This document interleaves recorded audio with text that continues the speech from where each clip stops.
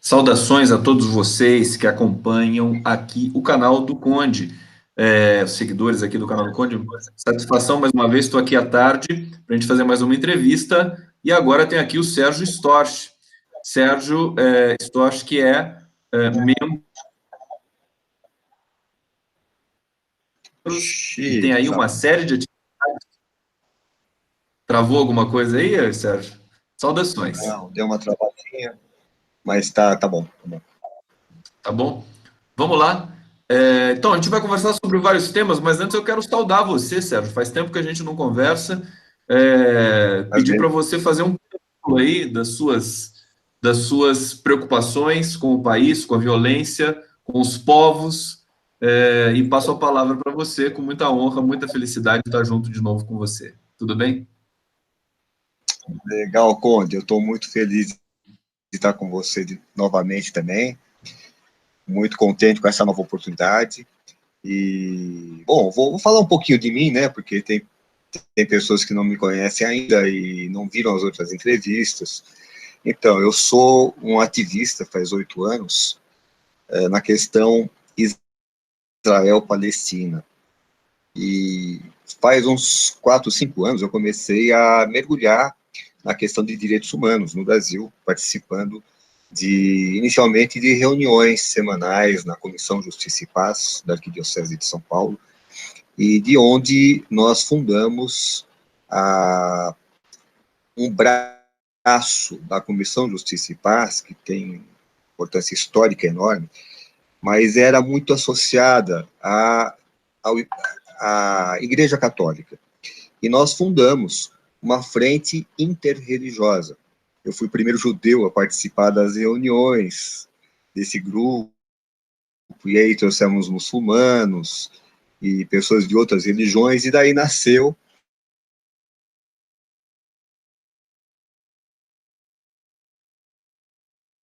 a frente. Sérgio, deixa eu São Paulo é uma figura universal, Sérgio, né? É uma figura, desculpa. Eu até acho que... Sérgio, você está me ouvindo? Diga.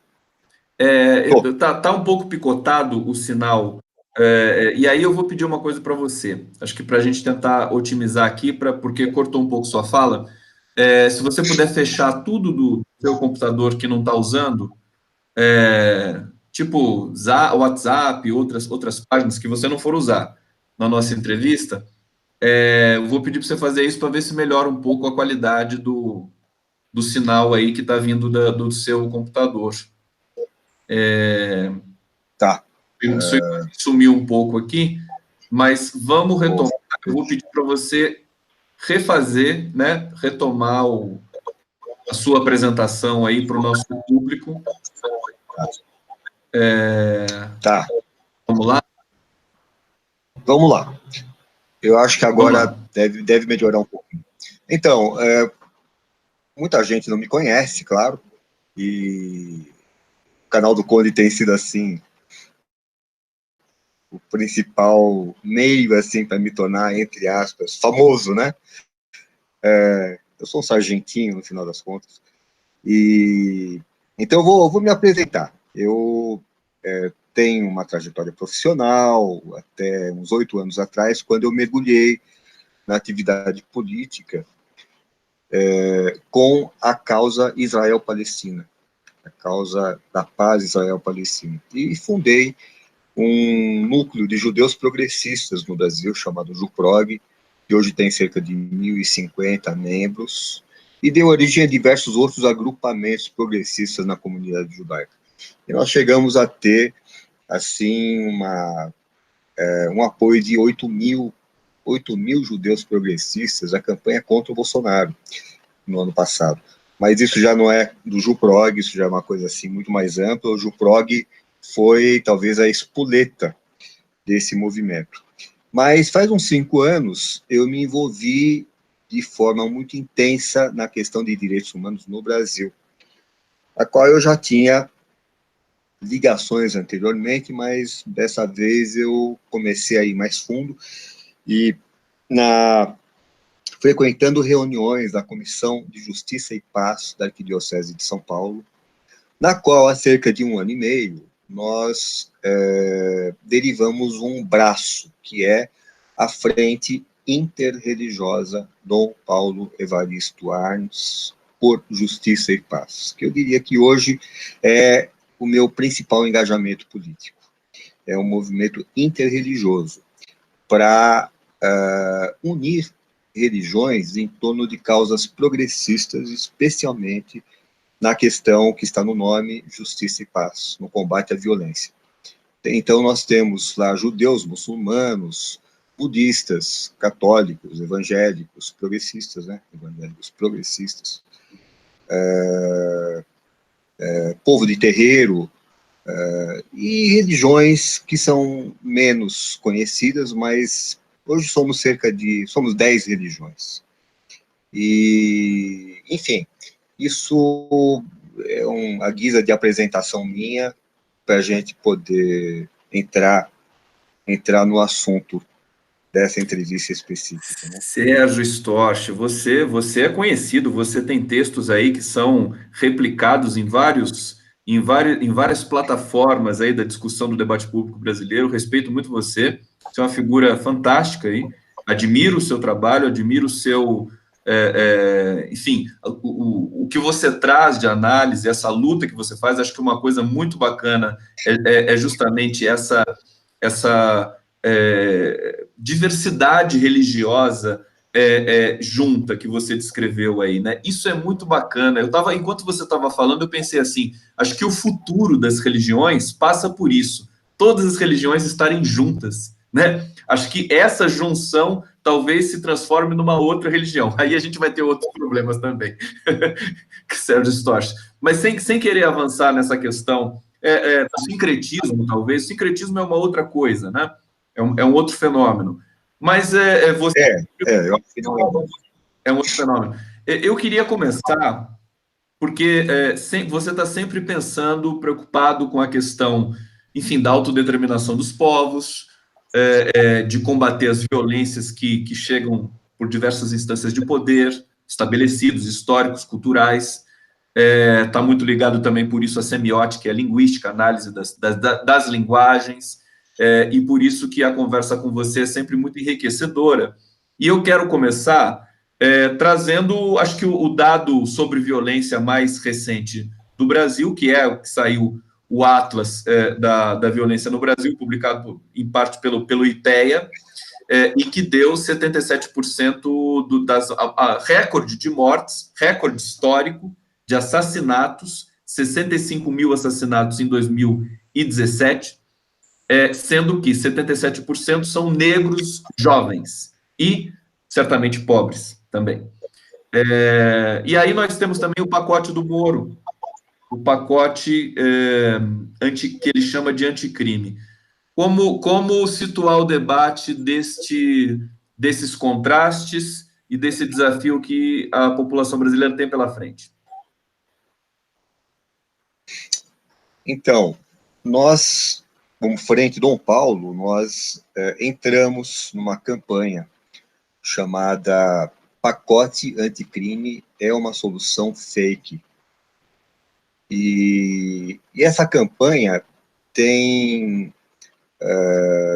crescido assim a partir de um momento especial em que houve uma iniciativa da sociedade civil, duas entidades, basicamente, o IBCCRIM, Instituto Brasileiro de Ciências Criminais, e as defensorias públicas, produziram um seminário sobre a tendência, isso foi em fevereiro, sobre a tendência a um endurecimento da justiça, da aplicação de penas no sistema penal, o superencarceramento, todo esse conjunto de questões, né? Desse seminário nasceu um documento chamado a Carta de São Paulo.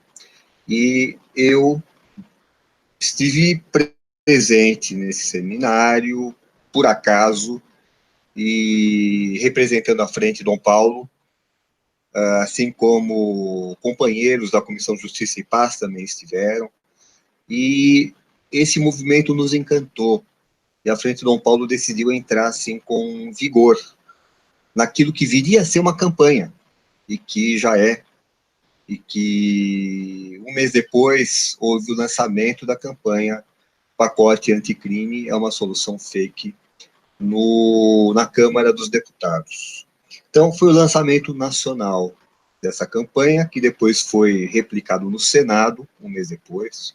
E na semana passada, aí eu já participei diretamente da construção, houve o lançamento estadual dessa campanha. Então, é uma campanha que tem como foco imediato a votação no Congresso Nacional do pacote do Moro, ardilosamente denominado pacote anticrime, as coisas da linguagem que você estava falando, né? A linguagem se presta a muita manipulação. Diga. Ardilosa e equivocadamente, quer dizer, anticrime, pacote anticrime. Eu conversei com uma psicanalista recentemente, e ela disse que isso é uma espécie de aberração também, conceitual, né? Como assim um pacote anticrime? É mais ou menos aquele mesmo eixo semântico que redundou em tanta violência e tanto ódio aí que ganhou as ruas do Brasil, que é assim, sou contra a corrupção. Mas isso é uma coisa óbvia, somos todos contra o mal feito, a corrupção, o assassinato, enfim. E vindo de uma instituição oficial como o Ministério da Justiça, uma apropriação da língua nessas condições, inclusive, viu, Storch, foi criticado, acho que por todas as entidades brasileiras ligadas ao direito e ligadas enfim, a boa redação de um projeto. O STF devolveu para o Moro redigir certas partes que tinham impropriedades e equívocos conceituais. Deixa eu só ler alguns comentários aqui dos nossos internautas, todo mundo chegando aqui para assistir na entrevista, falando aqui com o Sérgio Storch, que é um ativista e é membro do grupo JuProg, né, Judeus Progressistas aqui no Brasil. Marisete Ferreira está dizendo, já faz um tempo que venho falando em involução do povo brasileiro, mas muitas pessoas me chamavam de exagerada. E agora, será que ainda vão achar um exagero? Que digo, pergunta que não quer calar. Está lido aqui a sua mensagem, Marisete Ferreira. Luciana Fentanes dizendo, boa tarde, Conde, Sérgio, axé daqui de Salvador, estou ouvindo e trabalhando. Muito bom, saudações a todos vocês aqui, deem os likes, compartilhem a entrevista, divulguem, e vamos prestar bastante atenção, porque o Sérgio é sempre um papo muito denso, e a gente avança, assim, tarde adentro aqui. Eu quero trazer, então, Sérgio, questões que são, você, enfim, está estudando esse projeto anticrime do Moro, explicar para a gente a questão do excludente de ilicitude, essa coisa do plea bargain que ele traz da justiça americana, como é que foi desenhado, né, essa coisa de forte emoção, né, que ficou até folclórico já, né, essa coisa do policial ou do marido ciumento matar por forte emoção vai ser inocentado por isso? Explica para a gente. Eu acho que esse pacote do Moro, ele traduz as promessas de campanha do Bolsonaro, que, na verdade, é anterior ainda à campanha do Bolsonaro. Porque esse pacote do Moro tem pouca coisa diferente, a não ser no estilo, que é um estilo tosco, né? Mas pouca coisa diferente do pacote proposto anteriormente pelo ex-ministro Alexandre de Moraes, que hoje está no Supremo Tribunal Federal. Então, a gente precisa até tomar um pouco de cuidado para não comprar gato por lebre. Então, pode ser que eles retirem o pacote do Moro, substituam pelo pacote do Alexandre de Moraes e dá na mesma. Entendeu? Então, o Alexandre de Moraes já vinha nessa linha de endurecimento penal, de favorecimento da autonomia da polícia para matar com impunidade. Isso está acontecendo no Brasil. O Brasil está aplicando a pena de morte há muito tempo Inclusive, a periferia diz que nós aqui não tomamos conhecimento de que a ditadura acabou. A gente continua vivendo da forma como vivíamos durante a ditadura, com perseguições à periferia, com prisões arbitrárias, com forjamento de flagrantes, essas coisas, né? E que recaem de forma predominante sobre os jovens negros. Então, o que o Alexandre de Moraes e agora o Moro pretendem é normatizar aquilo que já tinha sido normalizado.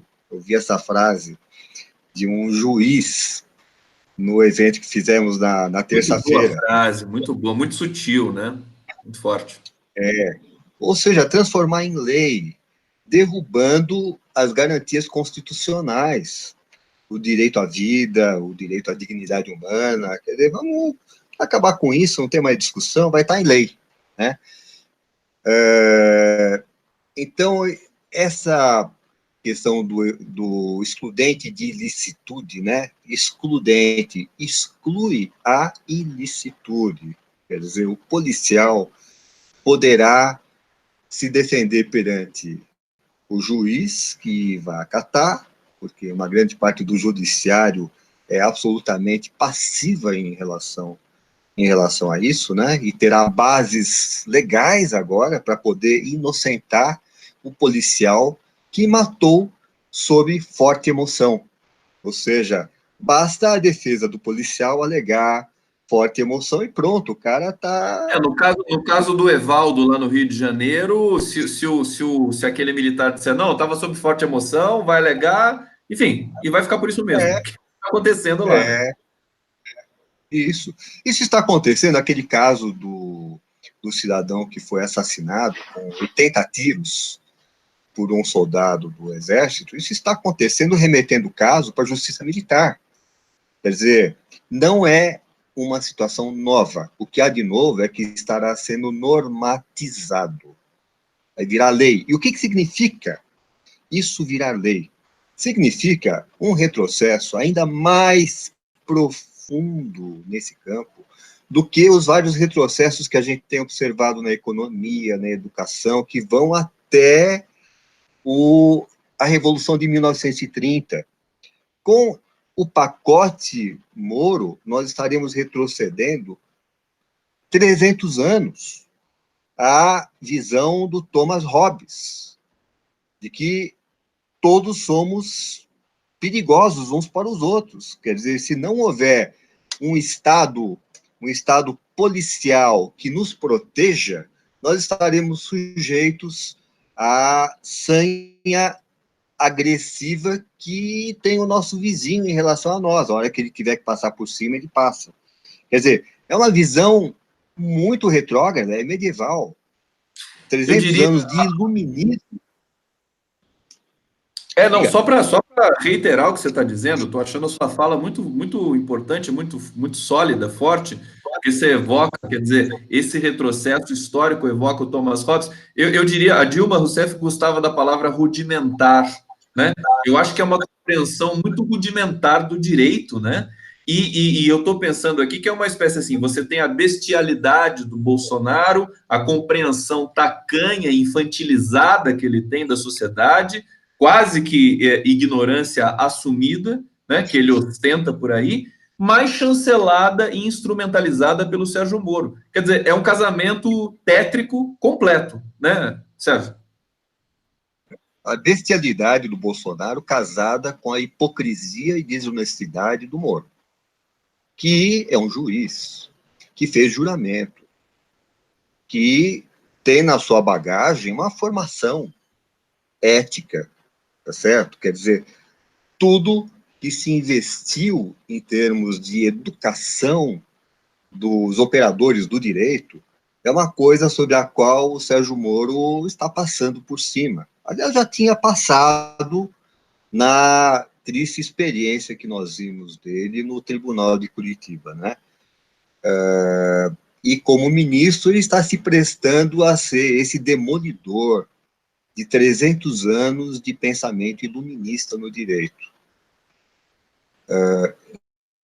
Então, eu estava falando assim, o termo pacote anticrime, né?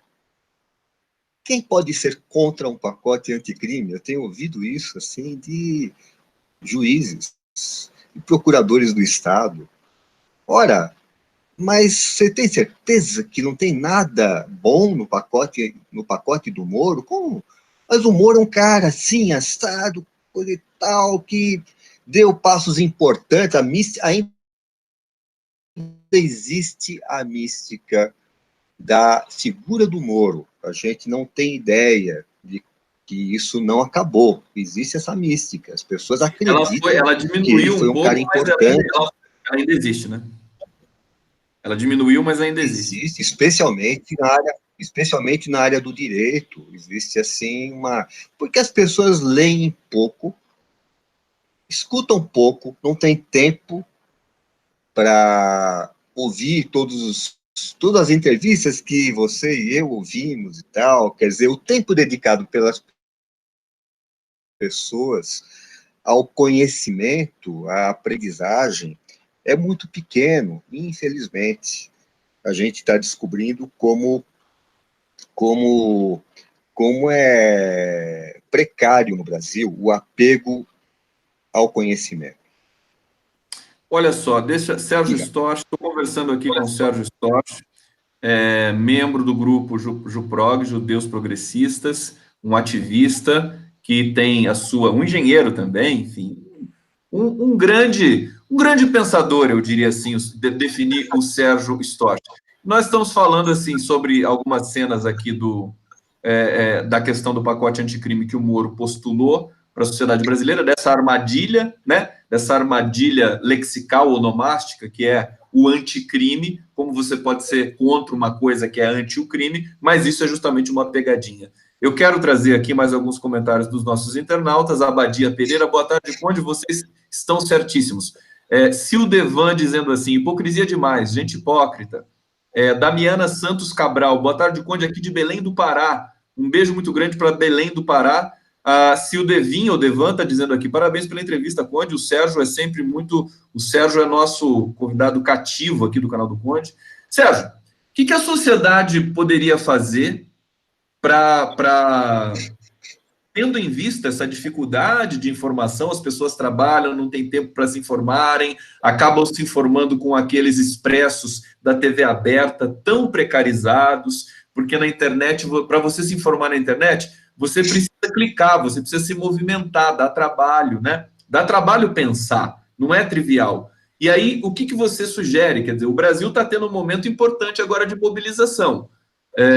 Queria que você desse um pouco a sua visão sobre como a sociedade tem de reagir com relação ao pacote do Moro.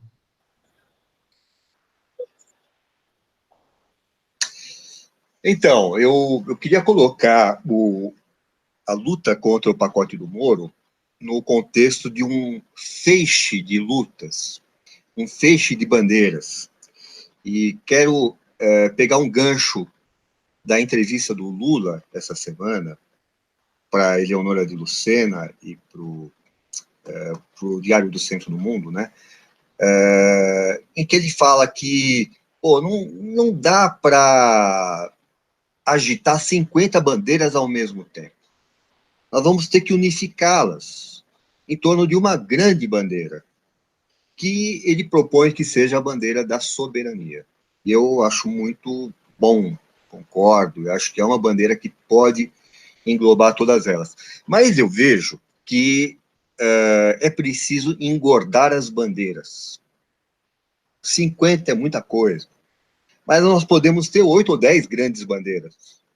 E cada bandeira tem a sua dinâmica, tem o seu público, tem o seu processo de penetração na sociedade. Nós acabamos de ver, agora dia 15 e dia 30, o quanto foi importante, o quanto está sendo importante a bandeira da educação, do direito à educação. Ora, entre o direito à educação e a soberania, tem uma hierarquia, ok? E tem outras bandeiras que estão no mesmo nível do direito à educação. Vou citar mais uma para depois entrar na questão do pacote anticrime. Tá? A bandeira ambiental, da proteção da Amazônia, da proteção da água como patrimônio mais importante que nós temos. Então, é uma grande bandeira que nós temos que levantar também. Temos a oportunidade, eu acho que é muito importante, a sociedade ainda não se apropriou disso, a oportunidade de termos nesse ano o Sínodo da Amazônia, convocado pelo maior estadista que temos na história contemporânea, que é o Papa Francisco. Ora, vai ser em outubro. Então, a sociedade precisa se organizar ao redor dessa iniciativa do Papa, para defender a legitimidade da atuação em proteção da Amazônia contra o agronegócio, contra a mineração selvagem da Amazônia e dos nossos selvagens. É uma bandeira entre as 8 ou 10 que eu mencionei, que, sei lá, pode ser 12, né? Não é um número arbitrário, né? Então, é uma grande bandeira que tem uma peculiaridade em relação à educação, que é a bandeira ambiental de proteção da Amazônia tem a peculiaridade de unir o mundo em solidariedade aos ambientalistas brasileiros, em solidariedade à parte da sociedade brasileira que estiver disposta a proteger a água é nossa. Ou seja, talvez nós venhamos a ter uma campanha como tivemos o petróleo é nosso na década de 50, a água é nossa. Porque a gente entrega água sob forma de grãos de soja, que é altamente consumidor da nossa água, que é preciosa, para produzir alimentação para o nosso povo. Okay? Mas então essa é uma outra grande bandeira. Então agora eu vou voltar à bandeira a qual eu estou mais vinculado, que é a bandeira da justiça para todos, da justiça e da segurança para todos, e que envolve a humanização da justiça, porque a nossa justiça é muito desumana, ela é cruel, ela penaliza pobres, e especialmente pretos, como você mencionou, né, que já tem um percentual de 77% dos homicídios no Brasil, mas que também constituem um percentual elevadíssimo na população encarcerada. Então, é uma desumanidade enorme, talvez onde a desumanidade esteja sendo mais grave nesse momento histórico brasileiro. Na justiça, no tratamento desigual que se dá para ricos e pobres. Então, a bandeira tática, que é o combate ao pacote anticrime do Moro, o pacote anticrime é uma solução fake, é uma bandeira tática. Vai haver a votação no Congresso, mas a luta tem que continuar. Então, não termina aí. E é preciso transformar nossa justiça. É preciso, e aí eu vou responder a sua questão, qual é o papel da sociedade civil? Os partidos políticos não têm condição de digerir toda a demanda de todas essas bandeiras.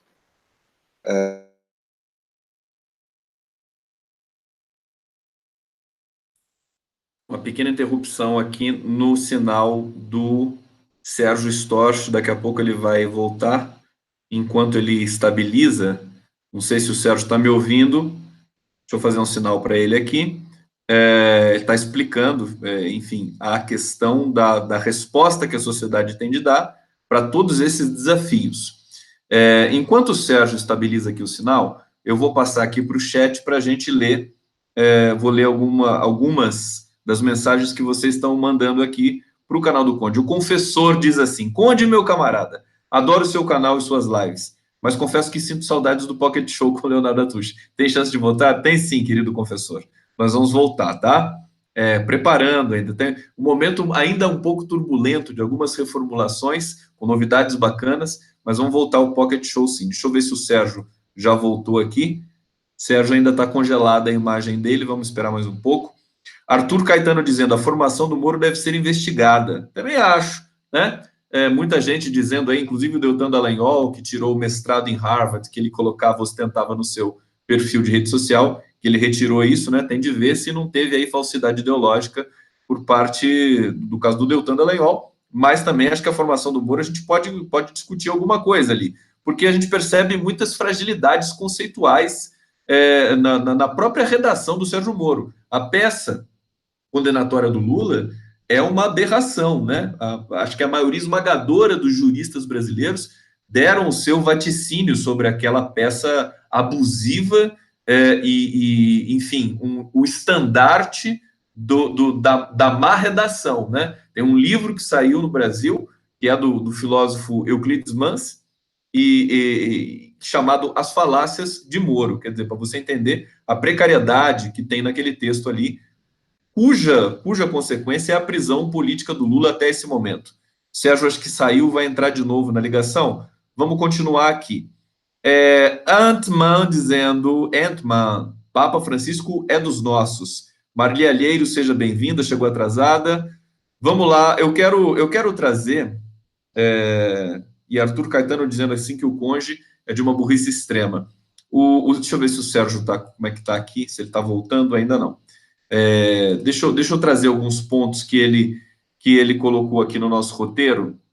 Acho muito interessante quando o Sérgio diz... O Sérgio ele também é um articulista, um colaborador de alguns sites, inclusive do 247, e ele escreve sobre isso e tem muito, muito cuidado, né? O Sérgio é metódico para fazer as análises de conjuntura e que ele vem costurando, e também é um ativista. Acho que ele está voltando aqui agora. Sérgio, você está aí? Oi. Você voltou? Reingressou aqui na transmissão? Que bom. Estou aqui falando, eu tomei a fala aqui porque caiu a sua... Queremos. Tá dando para ouvir?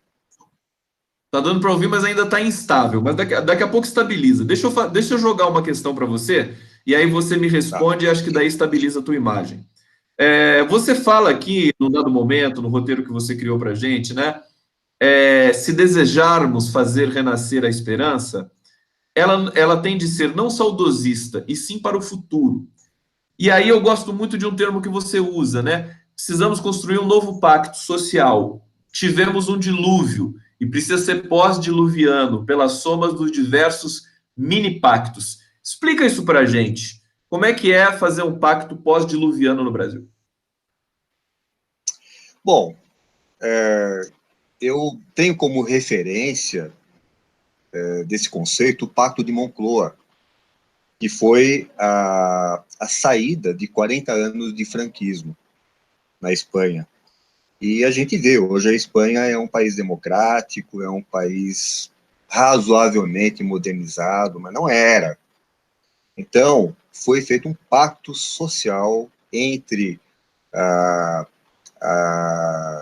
os proprietários, a classe trabalhadora, com a fiança do rei Juan Carlos. Enfim, não é uma coisa que surgiu do nada, é uma coisa que foi construída. Havia necessidade histórica de dar uma saída para o franquismo. Assim como houve um pacto social com o Mandela, na África do Sul, a saída do regime de apartheid. Assim como houve um pacto social na Alemanha pós-guerra, para sair daquela tragédia em que a Alemanha se envolveu e que gerou destruição, miséria, tudo mais, também para os alemães. Nós estamos passando por um dilúvio. Cada dia a gente vê assim mais uma chuva, né? Mais uma pancada caindo. É um dilúvio que, na verdade, começou em 2013, né? Com o acirramento do ódio induzido de fora, né? Com MBL, Vem Pra Rua, todos esses movimentos que foram regados a dinheiro das fundações e bilionários norte-americanos, né? Enfim, é um dilúvio. Nós estamos no meio desse dilúvio. Nós precisamos pensar no pós-dilúvio. Nós vamos sair do dilúvio em algum momento. Alguns acham que vai levar décadas. Outros, eu me coloco entre eles, são menos pessimistas. Eu vejo possibilidades da gente ter, se não em 2020, um tsunami de vitórias em prefeituras e câmaras municipais, que pode ter o papel que tiveram as eleições de 84, durante a ditadura civil-militar, né? Podemos ter um tsunami aqui de eleições em prefeitura. Se não 2020, e 2022 é uma nova oportunidade que pode ser, tanta coisa pode acontecer, talvez o nosso regime político já não seja o mesmo, talvez seja parlamentarismo, sei lá, mas em algum momento nós vamos ver a luz do sol. E é preciso que... Inclusive, a luz do sol está batendo aí, tá batendo bastante, tá bonito a iluminação. Aqui bate o sol de interrompi a sua fala, que estava aí num ritmo tão... Estava numa semiótica, numa aceleração. Eu realmente peço desculpa, e agora eu devolvo para você, Sérgio, querido. Então, eu adoro aquela música do Nelson Cavaquinho, né? O sol vai nascer mais uma vez, né? Enfim, o sol vai nascer mais uma vez, né? Mas nós não somos passivos em relação a isso. Nós podemos ajudar o cenário no qual o sol vai aparecer novamente. A gente tem que se preparar, tem que pensar no futuro. E eu acredito que cada uma dessas bandeiras que eu mencionei, a bandeira da educação, a bandeira do meio ambiente, a bandeira da economia com novos empregos, mesmo que não haja mais emprego, mas com novos trabalhos, porque a necessidade de trabalho é enorme. Enfim, e a bandeira de uma justiça, diga. Sabe o que eu quero falar para você? É o seguinte, eu lamento muito porque que nós tenhamos um patronato do jornalismo tão atrasado, porque senão todo esse processo que nós estamos aqui discutindo poderia ser muito mais rápido do que nós estamos falando. A imprensa, eu estou bastante incomodado, né, com o jornalismo rudimentar que eles praticam. Eles também normalizam e normativizam o Bolsonaro, o Sérgio Moro e todos os congêneres ali, diariamente. Basicamente, o trabalho da blogosfera progressista é desmanipular algumas dessas informações primárias, porque os jornalistas são competentes. O problema é o eixo editorial que nos puxa para fora da realidade. Antes de passar para você novamente, querido Sérgio Stoch, eu vou ler alguns comentários aqui. Josi Negreiros, dizendo: quantas lives e entrevistas tu faz por dia, Conde? É muita produção. Mal damos conta de acompanhar. São muitas mesmo, mas às vezes eu descanso e tal, eu faço uma alternância. Né? O Sérgio sabe, né? Se o Devan dizendo assim, sou Lula livre, mas acho que a bandeira de soberania é complexa ainda para parte da sociedade. Vamos multiplicar nossas bandeiras. Ela entendeu bastante aqui o seu, né, a sua concepção, que também é do Lula, né? Você está pegando um pouco da entrevista do Lula para Eleonora de Lucena e para o DCM, né? Para o Joaquim de Carvalho. Todas as bandeiras progressistas são bem-vindas. Cássia Gurgel dizendo: eu gosto muito de ler os nossos internautas, e sobretudo quando você está aqui, Sérgio, você não tem ideia de como as pessoas gostam de você, viu? O pessoal capricha aqui, faz questões muito bacanas aqui. Cássia Gurgel dizendo: isso mesmo, eu também duvido da qualidade desse curso do Moro. Está falando da formação do Moro, né? Tem gente que faz aquelas faculdades meia tigela e compra um diploma.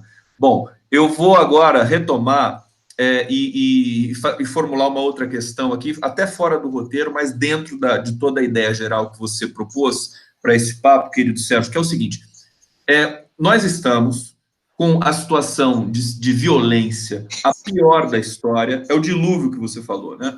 A pior da história.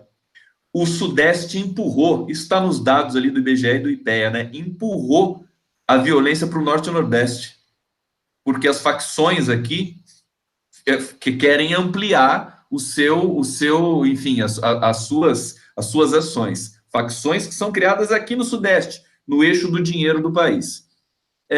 Nós temos o maior desemprego da história, concretamente dizendo, porque o desemprego não são só os 13%, são os 40 milhões que estão subempregados no Brasil, e outros tantos na posição de desalento. Quer dizer, é um dado estarrecedor, mal digerido ainda pela própria sociedade, que não entendeu o que está acontecendo. População de rua também, a maior da história. Desmatamento na Amazônia. Enquanto nós conversamos aqui, querido Sérgio Storch, até aqui, 30 e quantos minutos? Deixa eu ver aqui quanto tempo que está o nosso... 40 minutos. Sabe quantos campos de futebol foram desmatados na Amazônia? 80. São 2 por minuto.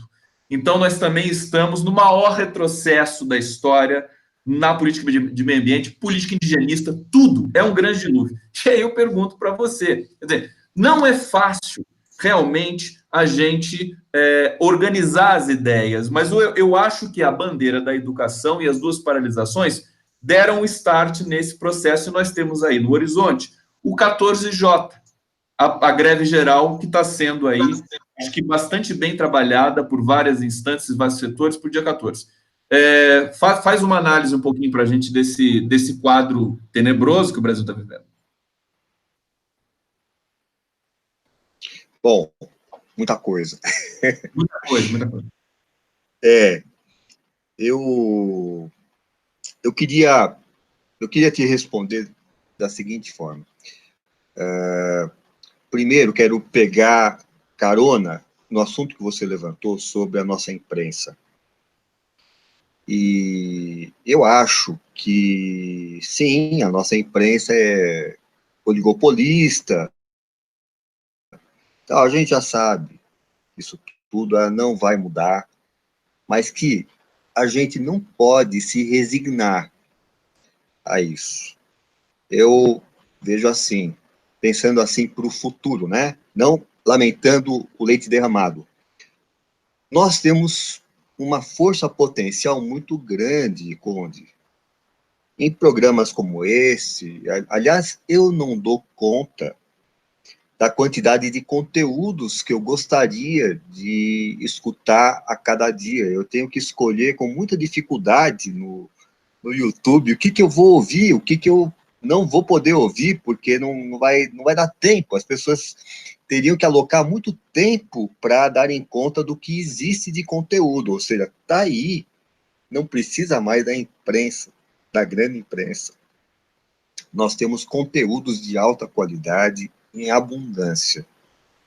Ora, a grande imprensa que a gente conhece, ela é uma instituição de uma história de escassez de informação. Acabou a escassez de informação. Hoje nós temos abundância de informação. Qual é a dificuldade? A dificuldade é fazer chegar nas pessoas. Então, se trata de construir os canais para que conteúdos como esses que a gente tem em abundância possam ser apropriados pela grande parte da população que nem sabe que eles existem. Então, é um desafio para a gente. É um desafio para os profissionais da área de comunicação transformarem o seu fazer de comunicação, de produzir informação, em um fazer de educação. Em a gente organizar esses conteúdos de forma que eles possam ser mais concisos, mais organizados, estruturados. Eu vou até mais longe, ao tomar emprestado um conceito da pedagogia, que é o de currículo. Nós precisamos construir uma educação de adultos, de jovens também, claro, mas que seja a base de alguns princípios que a educação desenvolveu. Uma pedagogia. Tem que ter currículo, tem que ter disciplinas, sabe? Coisas nessa linha que vão substituir o currículo, vão substituir as disciplinas, enfim, mas que organizem e façam chegar nas pessoas através de canais que existem. Os canais existem. já vou falar. Façam chegar nas pessoas os conteúdos de forma que elas possam consumir com o tempo que elas têm.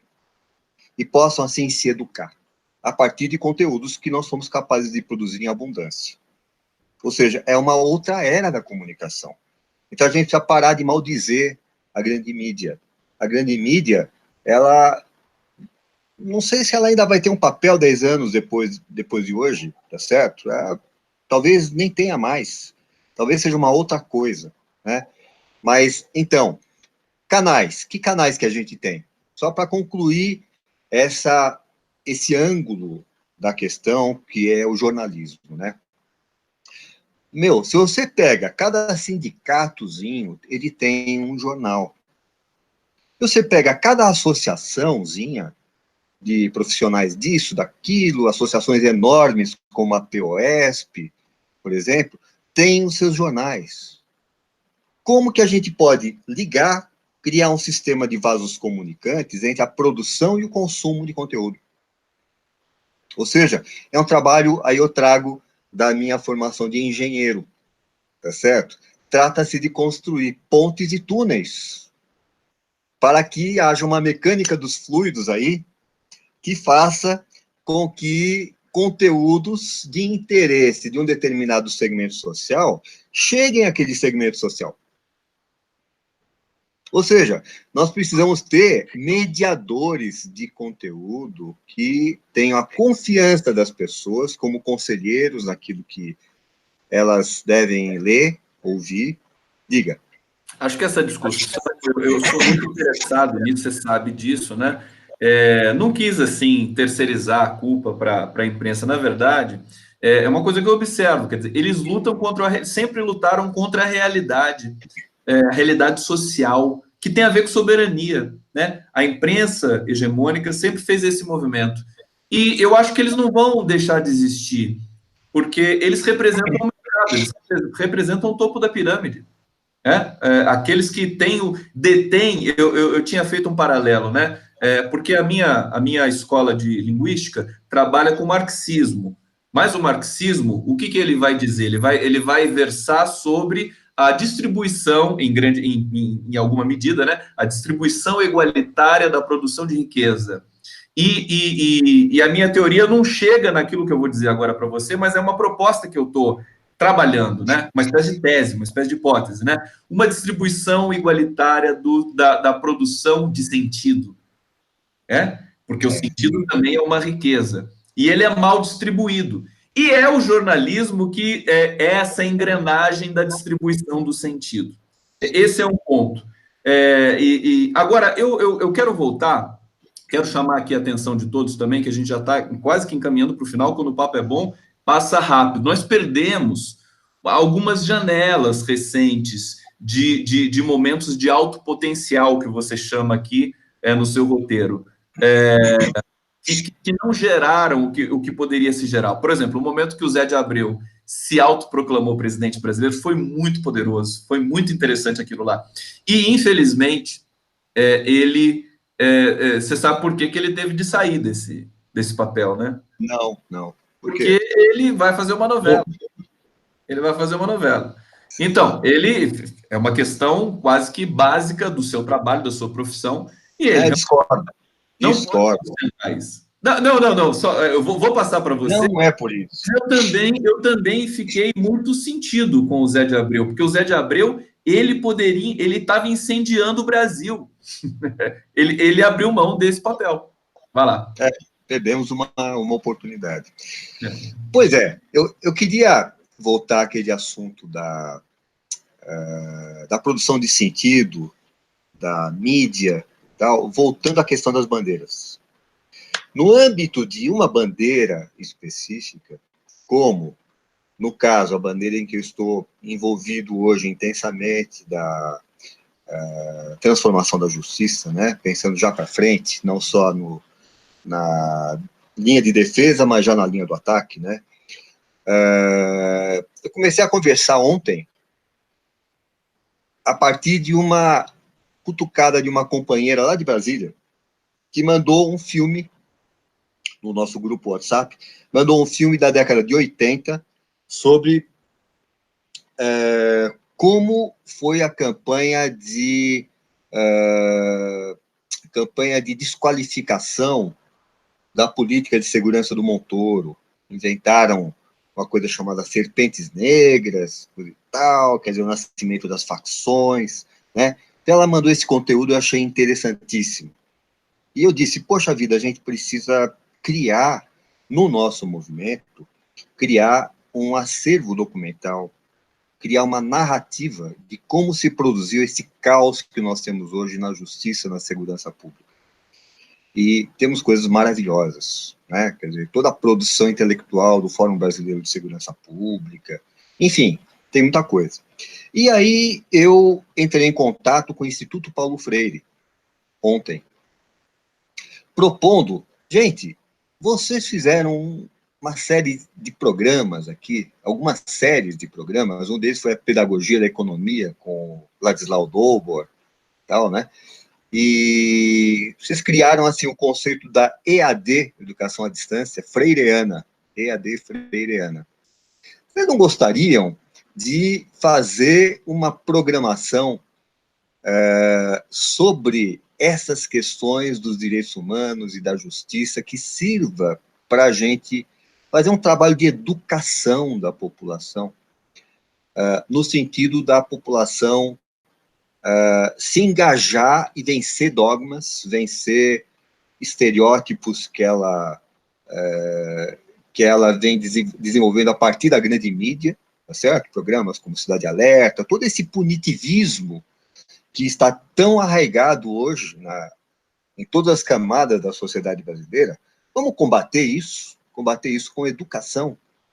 E, então, é um exemplo de algo que a gente pode construir no meio desse dilúvio. Quer dizer, já é possível a gente pensar em como pegar conteúdos, um pipocando aqui, outro ali e tal, vamos fazer uma curadoria, vamos organizar, vamos fazer aulas na periferia, reunindo grupos, rodas de conversa, a gente assiste um videozinho de meia hora e depois bate papo.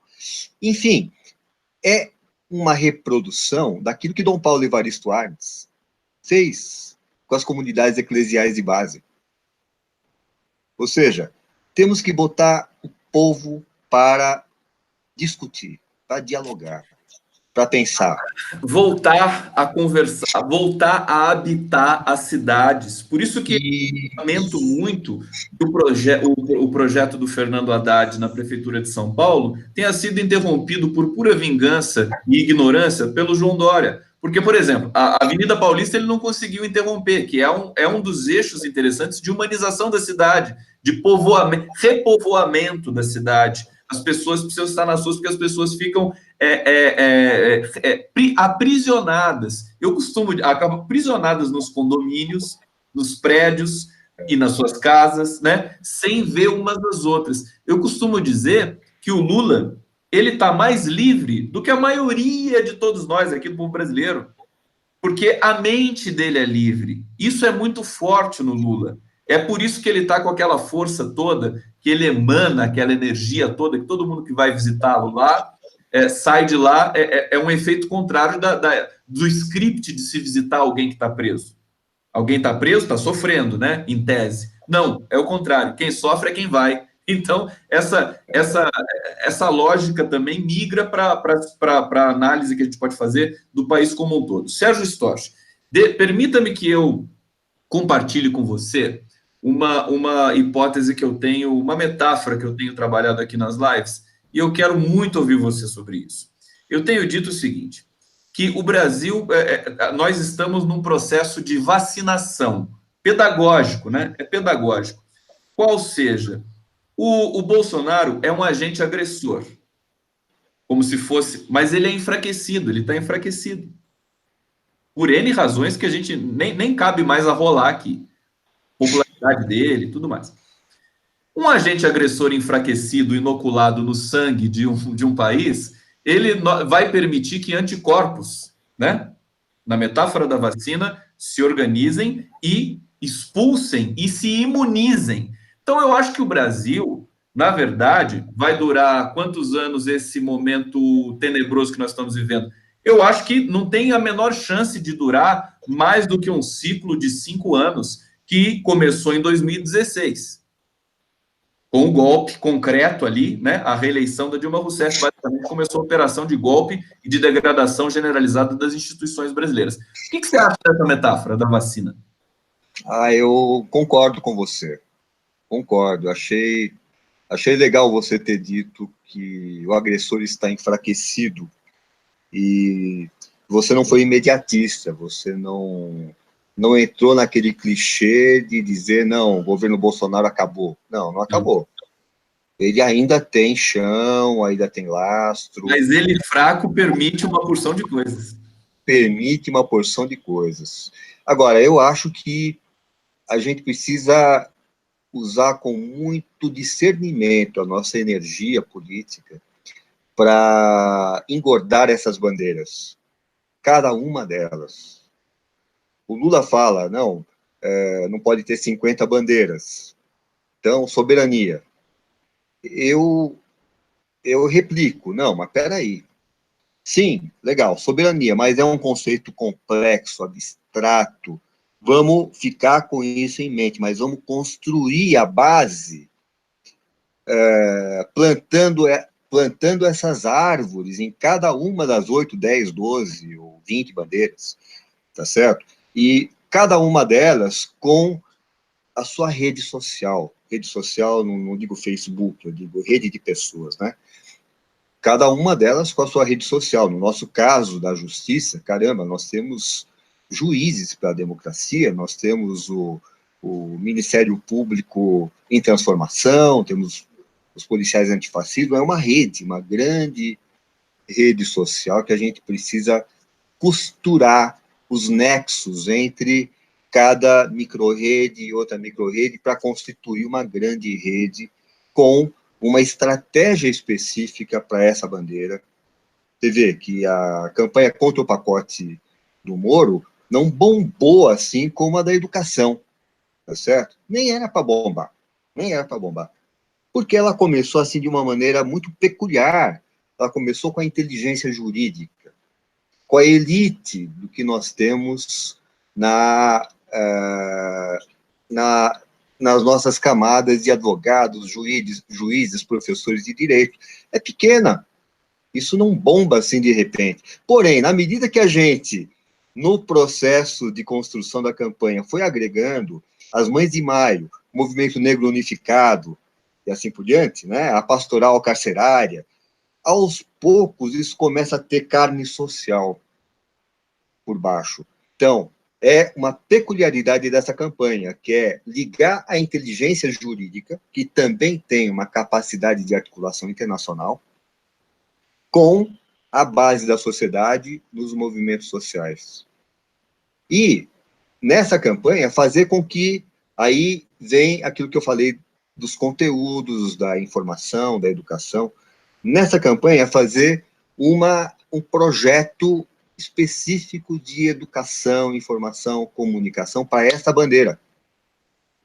E essa bandeira, ela pega em ambientes como aquele de onde eu cheguei nessa campanha, que é a Frente Interreligiosa Dom Paulo Evaristo Arnes, porque esse conjunto de conceitos passa com facilidade pelo púlpito das igrejas, mesquitas, sinagogas, terreiros, ok? É um cenário, assim, muito favorável a esta bandeira.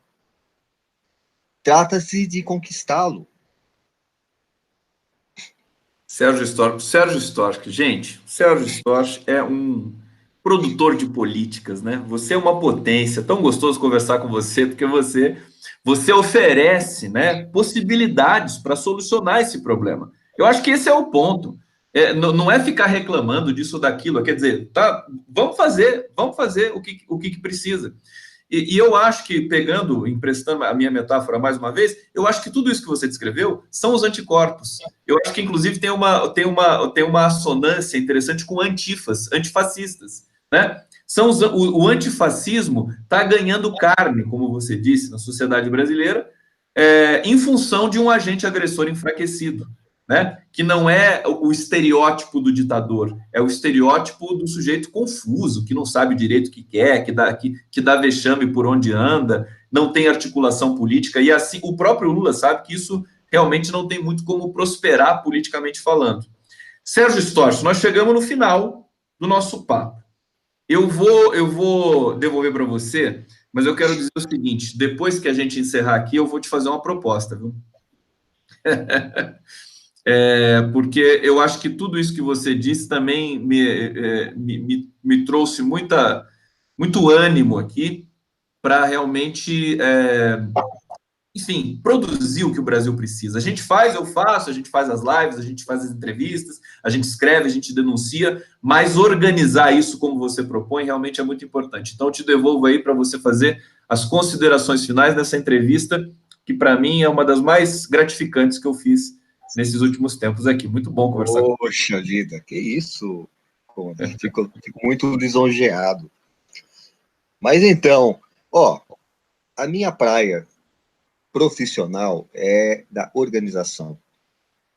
Eu venho desse mundo das empresas, da definição de estruturas, processos, sistemas, essas coisas, né? E eu acho que é o aporte que eu trago para a política. E eu sinto que a gente precisa aprender mais sobre a importância da organização. A gente esqueceu. Nós já tivemos um partido comunista que, caramba, era um modelo, assim, de organização, né? Mas tudo mudou. O Partido Comunista, como foi, não serviria para hoje. Você sabe, desculpa, deixa eu só fazer um parênteses. Sabe qual é o setor mais organizado da sociedade brasileira? Mas assim, disparado. Não tem nem como fazer comparação com a MST. Eu tem razão. nunca vi um conjunto da sociedade ser tão organizado, tão solidário entre si. As escolas deles são espetaculares. E acho que quando eu vejo o MST, eu fico realmente, tiro o chapéu, tiro o gorro, né? Tiro o gorro. Muito respeito. Pode concluir. Sim. Mas eu acho que a gente precisa de organizações ainda mais sofisticadas do que a do MST. Eu acho que, nesse momento, a gente precisa reinventar as organizações. Aliás, é o nome de um livro que eu estou lendo, Reinventando as Organizações. E nos organizarmos para a política em rede, aprendermos a trabalhar em rede, sem centralismo, sem burocratismo, de maneira a aproveitar toda a competência que cada organização, cada indivíduo possa trazer, sem a busca de consensos desnecessários. Então, é um desafio. Aliás, é um desafio hoje para as empresas também. Buscar um modelo organizacional que seja competitivo por talentos, porque essa geração millennial e coisa e tal, não topa qualquer tipo de parada, né? Então, a gente está diante de um desafio na política que é, principalmente, a meu ver, um desafio organizacional, que é a gente aprender com o Lenin. Como é que ele enfrentou isso? Tá certo? Claro, hoje o desafio é diferente. O modelo de organização tem que ser diferente. Mas temos que aprender na história o quanto a organização foi importante. E as pessoas dão pouca importância para isso. Sérgio Storch, muito obrigado pela entrevista, pelo papo, pela conversa, pela generosidade, pelas ideias. E a gente volta a conversar muito em breve. E eu quero quero agradecer você, quero agradecer a todos que acompanharam aqui. Essa entrevista depois vai ser transmitida também pela TV 247. E até a próxima, querido Sérgio Storch e todos vocês. Daqui a pouco eu vou conversar com outra cabeça muito privilegiada, viu, Sérgio? Ele se chama Rogério Anitablian. E ele faz parte. Um dia a gente precisa conversar junto, os três, né? Ele faz parte dos Armênios pela Democracia, por um grupo. Nossa, que legal! Que se parece aí com toda essa rede que está se formando. Tá vendo? A gente está formando uma rede. E isso é muito virtuoso, é muito bacana. O Rogério, a gente fala de geopolítica, ele tem uma visão, ele tem uma potência muito grande também. Depois, se puder, assiste a gente manda um abraço para você lá. E eu quero agradecer, e a gente se encontra, querido Sérgio Storch. Um beijo. Legal, Conde, muito obrigado. Valeu. Um abração.